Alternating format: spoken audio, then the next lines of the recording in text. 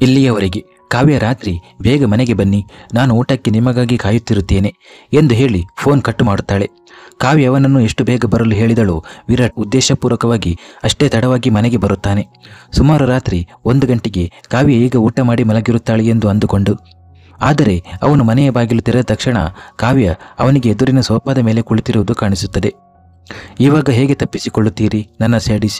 ಕಾವ್ಯ ಮನಸ್ಸಿನಲ್ಲೇ ನಗುತ್ತಾಳೆ ಮತ್ತು ನಂತರ ಎದ್ದು ವಿರಾಟ್ನ ಕಡೆಗೆ ಸಾಗುತ್ತಾಳೆ. ಮುಂದುವರಿದ ಭಾಗ. ವಿರಾಟ್ ಕಾವ್ಯಳನ್ನು ಎದುರಿಸಬಾರದೆಂದು ಉದ್ದೇಶಪೂರ್ವಕವಾಗಿ ಮನೆಗೆ ತಡವಾಗಿ ಬರುತ್ತಾನೆ. ರಾತ್ರಿ 1 ಗಂಟೆಯಾಗಿತ್ತು. ಅವಳು ಈಗ ಮಲಗಿರಬೇಕು ಎಂದು ಯೋಚಿಸುತ್ತಾ ಅವನು ಬಾಗಿಲು ತೆರೆಯುತ್ತಾನೆ. ಆದರೆ ಬಾಗಿಲು ತೆರೆದು ಒಳಗೆ ಬಂದ ತಕ್ಷಣ ಕೆಂಪು ಬಣ್ಣದ ಸುಂದರ ನೈಟಿಯಲ್ಲಿ ಮರದ ಗೊಂಬೆಯಂತೆ ಸೋಫಾದ ಮೇಲೆ ಕುಳಿತಿದ್ದ ಕಾವ್ಯ ಕಾಣಿಸುತ್ತಾಳೆ. ಅವಳನ್ನು ನೋಡಿದ ವಿರಾಟ್ನ ಹೆಜ್ಜೆಗಳು ಅಲ್ಲೇ ನಿಲ್ಲುತ್ತವೆ. ಮನಸ್ಸಿನಲ್ಲಿ ಮೊಂಡುತನವೋ ಮೊಂಡುತನ. ಎಷ್ಟೇ ಹೇಳಿದರೂ ಪರಿಣಾಮವೇ ಇಲ್ಲ. ವಿರಾಟ್ನನ್ನು ನೋಡಿದ ಕಾವ್ಯಳ ತುಟಿಗಳಲ್ಲಿ ನಗು ಅರಳುತ್ತದೆ. ಅವಳು ಎದ್ದು ವಿರಾಟ್ನ ಕಡೆಗೆ ಹೆಜ್ಜೆ ಹಾಕುತ್ತಾಳೆ. ಕಾವ್ಯ ತನ್ನ ಕಡೆ ಬರುತ್ತಿರುವುದನ್ನು ನೋಡಿದ ವಿರಾಟ್ನ ಹೃದಯ ಬಡಿತ ಹೆಚ್ಚಾಗುತ್ತದೆ. ಅವಳು ನನ್ನ ಬಳಿಗೆ ಏಕೆ ಬರುತ್ತಿದ್ದಾಳೆ? ಅವನು ಮನಸ್ಸಿನಲ್ಲೇ ಯೋಚಿಸುತ್ತಾನೆ.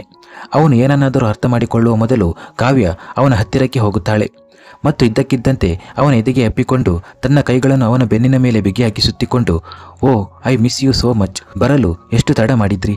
ನಾನು ಯಾವಾಗಲಿಂದ ನಿಮಗಾಗಿ ಕಾಯುತ್ತಿದ್ದೇನೆ. ನಿಮ್ಮ ಪ್ರೀತಿಯ ಹೆಂಡತಿಯನ್ನು ಯಾರಾದರೂ ಇಷ್ಟು ಕಾಯಿಸುತ್ತಾರಾ ಎನ್ನುತ್ತಾಳೆ. ಕಾವ್ಯ ತನ್ನ ಮುಗ್ಧತೆಯನ್ನು ಹರಡುತ್ತಾ ಅತ್ಯಂತ ಆತ್ಮೀಯತೆಯಿಂದ ಮಾತನಾಡುತ್ತಾಳೆ. ಅದು ಎಷ್ಟು ಸುಂದರವಾದ ಭಾವನೆ. ವಿರಾಟ್ ಬಹುತೇಕ ಕಳೆದು ಹೋದಂತಹ ಎಷ್ಟು ಸುಂದರವಾದ ಕ್ಷಣ. ಮತ್ತು ಇಚ್ಛೆ ಇಲ್ಲದಿದ್ದರೂ ಅವನ ಕೈಗಳು ಕಾವ್ಯಳ ಸೊಂಟವನ್ನು ಸುತ್ತುವರೆದು ಬಿಗಿಗೊಳಿಸುತ್ತವೆ. ಇಬ್ಬರ ದೇಹದಲ್ಲೂ ಒಂದು ರೀತಿಯ ನಡುಕ ಹರಿಯುತ್ತದೆ. ಕಾವ್ಯ ವಿರಾಟ್ನನ್ನು ಇನ್ನಷ್ಟು ಬಿಗಿಯಾಗಿ ಹಿಡಿದುಕೊಳ್ಳುತ್ತಾಳೆ. ಅವಳ ಹೃದಯ ಹೊರಗೆ ಹಾರುವಂತೆ ಬಡಿದುಕೊಳ್ಳುತ್ತಿತ್ತು. ವಿರಾಟ್ನ ಕೈಗಳು ಇನ್ನೂ ಅವಳ ಸೊಂಟವನ್ನು ಸುತ್ತುವರೆದಿವೆ. ಬೆಳಿಗ್ಗೆಯಿಂದ ಅವನು ಎಷ್ಟು ಚಡಪಡಿಸುತ್ತಿದ್ದನೋ ಕಾವ್ಯಳ ಎದೆಗೆ ತಾಗುತ್ತಿದ್ದಂತೆ ಆ ಚಡಪಡಿಕೆ ದೂರವಾಯಿತು. ನಾನು ನಿಮ್ಮನ್ನು ತುಂಬ ಮಿಸ್ ಮಾಡಿದೆ. ಇಡೀ ದಿನದಲ್ಲಿ ಕನಿಷ್ಠ 1 ಫೋನ್ ಆದರೂ ಮಾಡಬಹುದಿತ್ತಲ್ಲ. ನನ್ನನ್ನು ನೋಡಿಕೊಳ್ಳಲು ಗಹನಾಳಿಗೆ ಹೇಳಿ ಹೋಗಿದ್ದೀರಿ.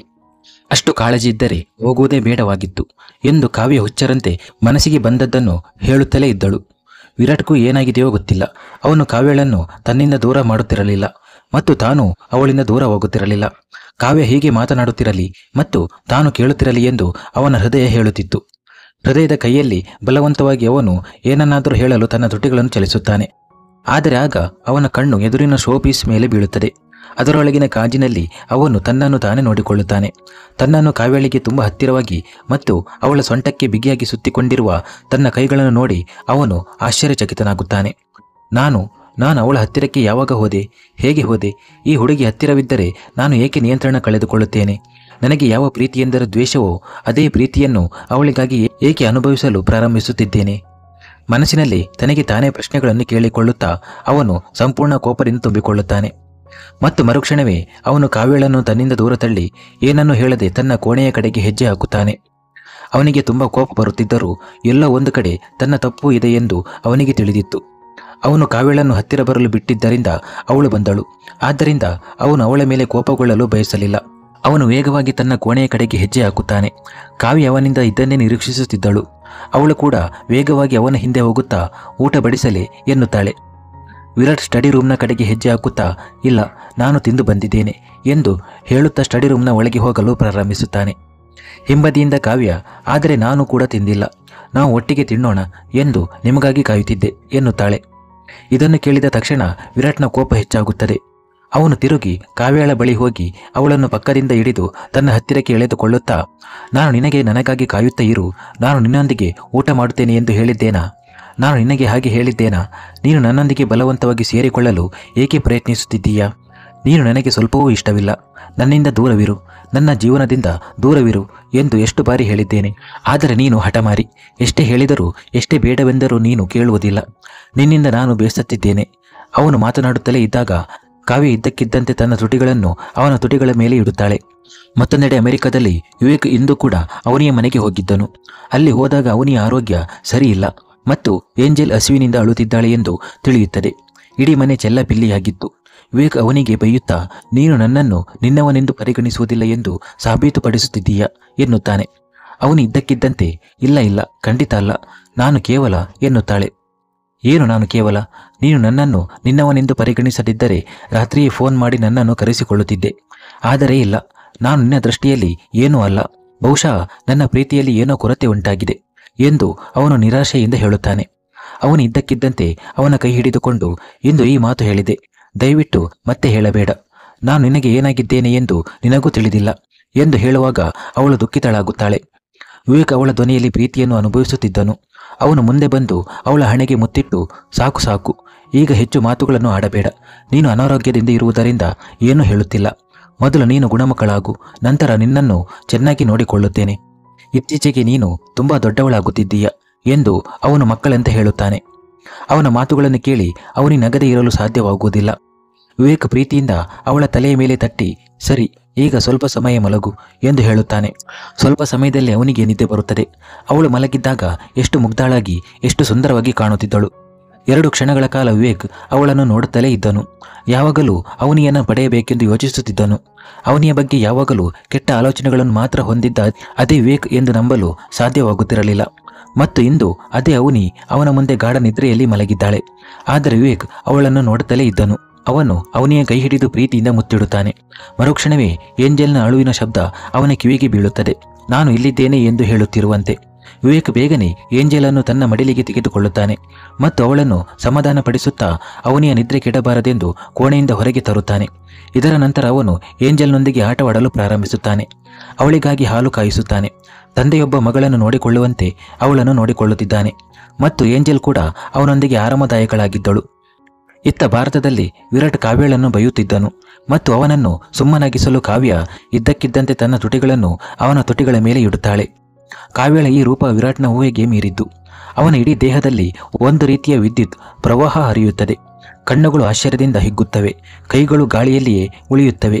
ಕಾವ್ಯ ಅವನಿಗೆ ಆಳವಾದ ಮುತ್ತು ನೀಡುತ್ತಾಳೆ. ಅವಳಿಗೆ ಪ್ರಜ್ಞೆ ಇರಲಿಲ್ಲ ಮತ್ತು ವಿರಾಟ್ ಏನು ಹೇಳುತ್ತಾನೆ, ವಿರಾಟ್ ಏನು ಯೋಚಿಸುತ್ತಾನೆ ಎಂಬುದರ ಬಗ್ಗೆ ಅವಳಿಗೆ ಕಾಳಜಿ ಇರಲಿಲ್ಲ. ಇಲ್ಲ, ಅವಳು ಅವನನ್ನು ಪ್ರೀತಿಸುತ್ತಾಳೆ ಮತ್ತು ಬೇರೆಯವರನ್ನಲ್ಲ, ತನ್ನ ಗಂಡನಿಗೆ ಮುತ್ತಿಡುತ್ತಿದ್ದಾಳೆ ಎಂದು ಅವಳು ಅಂದುಕೊಂಡಳು. 2 ನಿಮಿಷಗಳ ನಂತರ ಕಾವ್ಯ ಅವನ ತುಟಿಗಳನ್ನು ಮುಕ್ತಗೊಳಿಸುತ್ತಾಳೆ. ಇಬ್ಬರ ಕಣ್ಣುಗಳು ಸಂಧಿಸುತ್ತವೆ. ಅಲ್ಲಿ ವಿರಾಟ್ನ ಕಣ್ಣುಗಳಲ್ಲಿ ಕೋಪವಿತ್ತು, ದೂರು ಇತ್ತು. ಆದರೆ ಕಾವ್ಯಳ ಕಣ್ಣುಗಳಲ್ಲಿ ತುಂಟತನವಿತ್ತು. ವಿರಾಟ್ಗಾಗಿ ಅಪಾರ ಪ್ರೀತಿ ಇತ್ತು.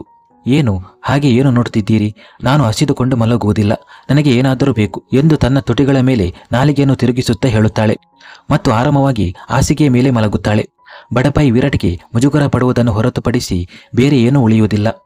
ಬದ್ಮಾಶ್, ನಾಚಿಕೆ ಇಲ್ಲದವಳು ಎಂದು ಹೇಳುತ್ತಾ ಅವನು ಸ್ಟಡಿ ರೂಮ್ಗೆ ಹೋಗಿ ಬಾಗಿಲನ್ನು ಜೋರಾಗಿ ಮುಚ್ಚುತ್ತಾನೆ.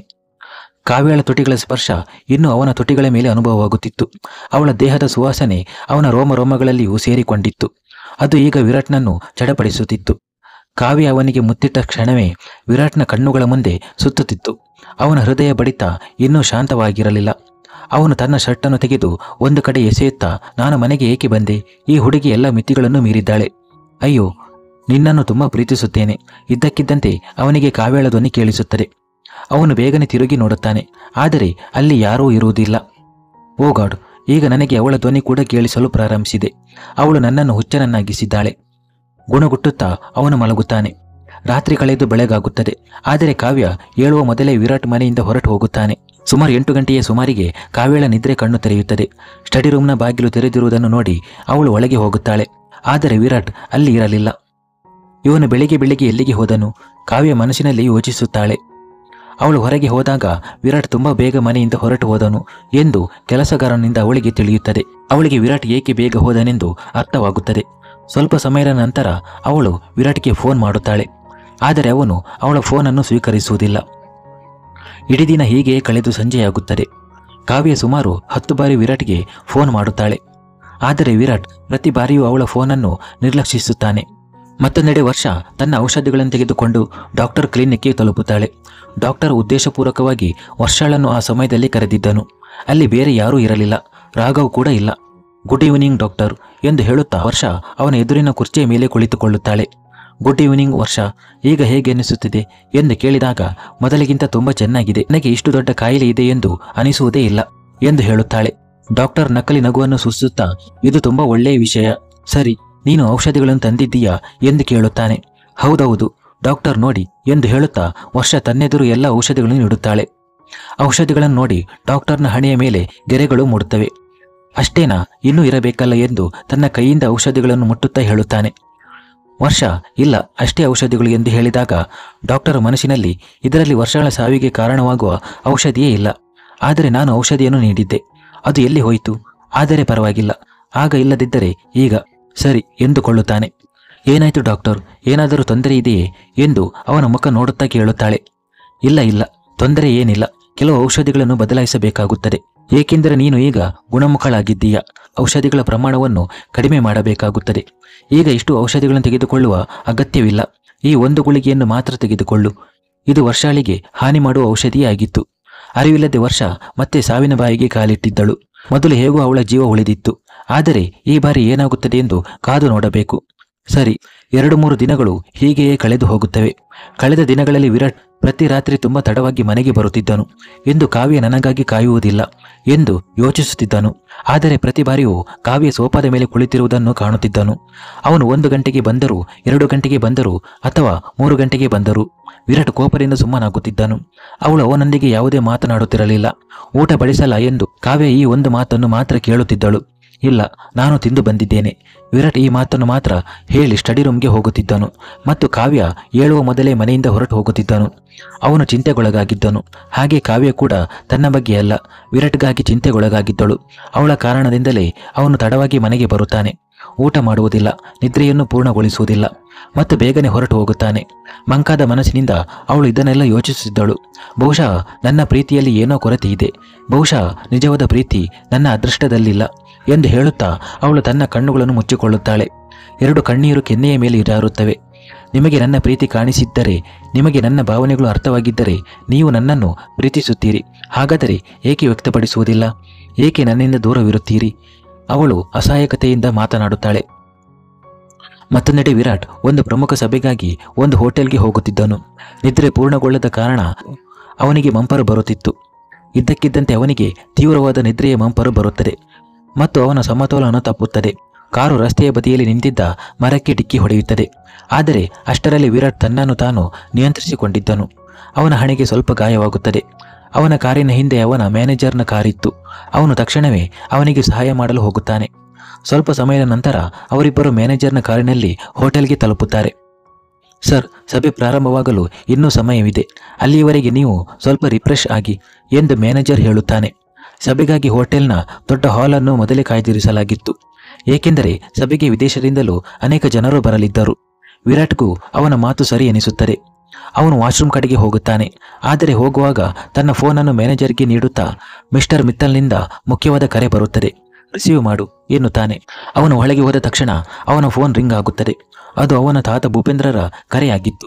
ಮ್ಯಾನೇಜರ್ ಫೋನ್ ಎತ್ತಿಕೊಳ್ಳುತ್ತಾನೆ ಮತ್ತು ಮಾತಿನ ಮಧ್ಯೆ ಎಲ್ಲವನ್ನೂ ಹೇಳುತ್ತಾನೆ. ಏನು, ವಿರಾಟ್ನ ಅಪಘಾತವಾ? ಹೇಗೆ? ನೀವಿಬ್ಬರು ಎಲ್ಲಿದ್ದೀರಿ ಎನ್ನುವಾಗ ಅವರಿಗೆ ಚಹಾ ಕೊಡಲು ಬಂದ ಕಾವ್ಯ ಎಲ್ಲವನ್ನೂ ಕೇಳಿಸಿಕೊಳ್ಳುತ್ತಾಳೆ ಮತ್ತು ಈ ಸುದ್ದಿ ಕೇಳಿದ ತಕ್ಷಣ ಚಹಾ ಕಪ್ ಅವಳ ಕೈಯಿಂದ ಕೆಳಗೆ ಬೀಳುತ್ತದೆ. ಮ್ಯಾನೇಜರ್, ನಾವು ಸನ್ಶೈನ್ ಹೋಟೆಲ್ನಲ್ಲಿದ್ದೇವೆ ಮತ್ತು ವಿರಾಟ್ ಸರ್. ಆದರೆ ಕಾವ್ಯ ಪೂರ್ತಿ ಮಾತನ್ನು ಕೇಳೋ ಮೊದಲೇ ಅಲ್ಲಿಂದ ಓಡಿ ಹೋಗುತ್ತಾಳೆ ಸನ್ಶೈನ್ ಹೋಟೆಲ್ ಕಡೆಗೆ. ಮುಂದುವರಿಯುವುದು.